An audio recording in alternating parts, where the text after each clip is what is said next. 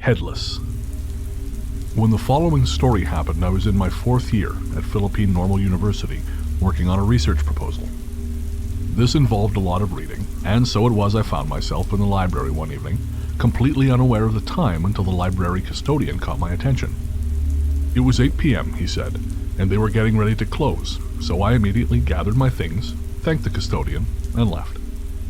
The library at Philippine Normal University has 5 stories in total, and that night I was on the 3rd, where graduate and undergraduate study theses were kept. Each floor has its own restroom, and so before leaving, I stopped to use the one on 3. When I entered, all the stalls were open, so I knew without a doubt I was alone, which was fine by me as I was very much in a peace and quiet kind of place mentally. As I sat in my stall, I began to hear faint sobs, like someone had just finished crying. The restroom door was heavy, so if anyone had come in while I was in the stall, I'd have heard it, and I hadn't. All the same, the crying got louder, and I froze up. After a moment's panic, I was able to force myself to my feet, the crying now coming from all around me. The stall door refused to open. I had absolutely no intention of staying in the bathroom any longer, so I dropped to my hands and knees and began to crawl under the immobile door. It was then I saw the feet. Craning my neck, I slowly followed the legs upward to see a body without a head. Still, the sobs rang out in the small bathroom. Everything after that is a blur. From what I was told afterward, I came out of the bathroom in as much of a run as someone can manage on all fours, startling the custodian. After frantically explaining what I'd seen, the custodian brought me to the on-campus clinic, and a member of my family was called to bring me home. It was several days before I was able to return to school, and by then a story had spread about me being attacked in the bathroom. I guess that was easier to believe. Since that time, I've done some research into the grounds where PNU is located, and discovered it was once a campsite for Spanish soldiers. The Spanish committed many atrocities against the people of the Philippines during their rule, and that legacy has resulted in stories of headless men, crying women, even bodiless feet, which, obviously, are still with us today. The Reflection, from Brianna. I did a little bit of modeling in New Orleans for a while, as a kid through one of those talent search programs. It was a lot of fun, but didn't last long. This was years before Katrina. My mom and I flew out to Louisiana for a photo shoot while my brother and dad stayed home. I honestly couldn't tell you where we stayed, but it was a beautiful, single-story hotel with lovely white rooms. They had white see-through curtains framing the windows, and honestly, it was very pretty. Mom and I went out and explored a bit after our shoot, and the photographer warned us not to go out after dark. Very true in New Orleans.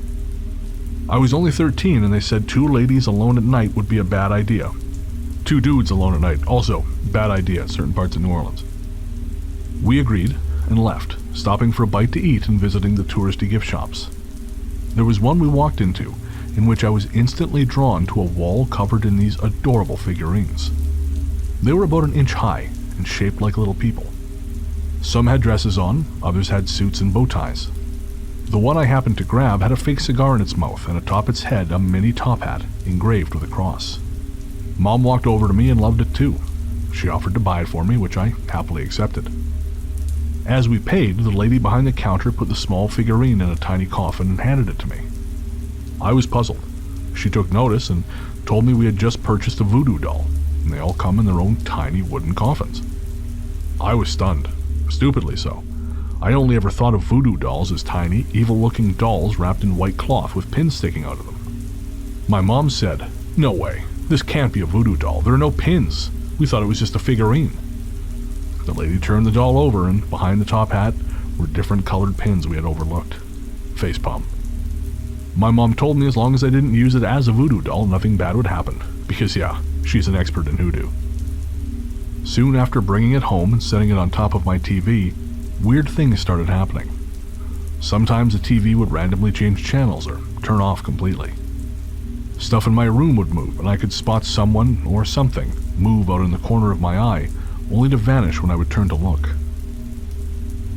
One night in particular, after Mom had made my day hell because I had left my shoes in the living room, I went to my room to watch some TV.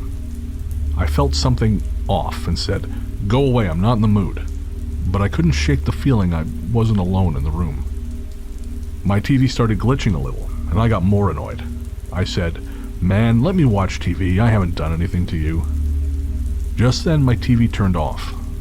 For a split second in the reflection, I saw a black figure about my height in the corner of my room looking at me. When I inhaled to scream, it was gone. I ran out and told my mom what happened, and she said, "Don't talk about this stuff. They told us in church if you talk about these things, it gives them power. The only power we allow in our house is the power of Jesus." With that, I went on a walk and convinced my 9-year-old brother to sleep in my room with me. I do believe if you are surrounded by negativity, it becomes attracted to you. I have so many stories of seeing people or shadow people in that house, some even going as far as scratching me or calling my name. Once I was able to move it on my own and focus on making my life more positive, the less and less I got to being visited by such entities. Shadows and Mist, from Alex. When I was about 8 years old, we lived in a modest one-floor rambler in Sugar House, Utah. The house had 2 original bedrooms and a master built on. I got one of the original rooms to myself while my sister shared the other with our stepsister. The doors to our rooms faced each other on opposite sides of the hallway. My headboard was against the wall nearest to the door with a window at the foot of my bed and a massive hand-built gas-powered bi-wing airplane mounted above. Sweet. When I laid in bed, I could look down toward my feet and count all the stars in the sky, or look to my left and see down the hall. One night about 2 or 3 a.m., I woke up laying on my side facing down the hall.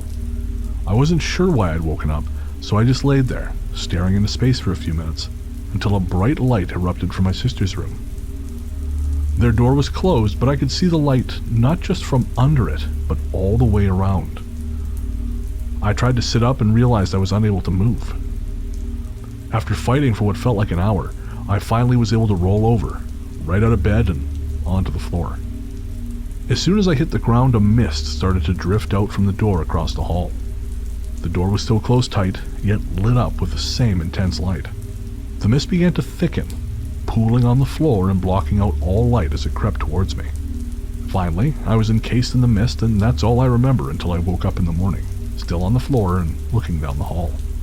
We only lived in that house for a few more months, but I would think back to that night often, wondering and confused about what I had seen.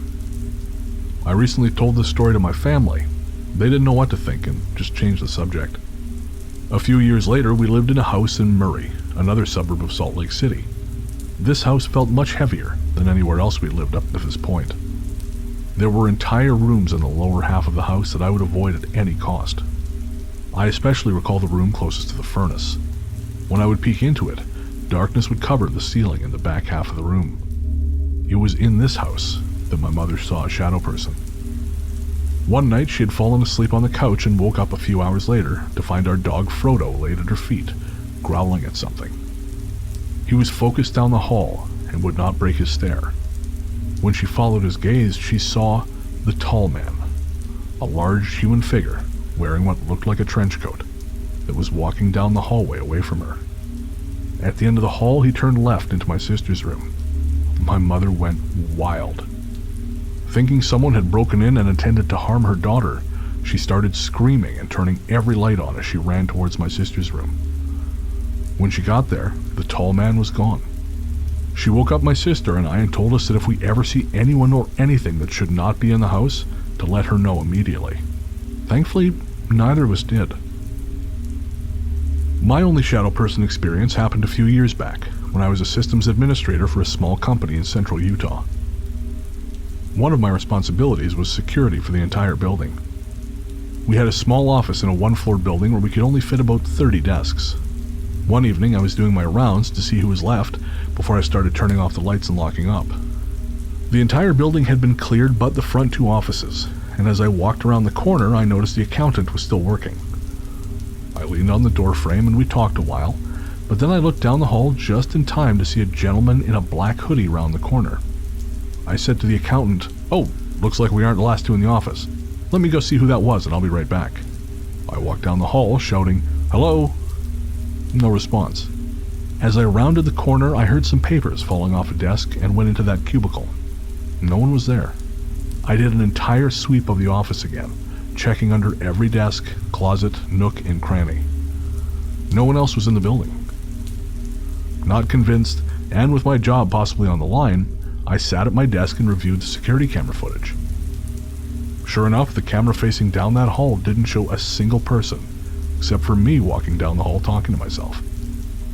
When I returned to the accountant's office, she hit me with, "You look like you've just seen a ghost." So I told her what had just happened. She asked if I'd ever felt anything in the building, and of course I told her I had, but it wasn't anything I felt was threatening in any way. We leased that building for 7 years, and that was the only thing I ever heard of happening.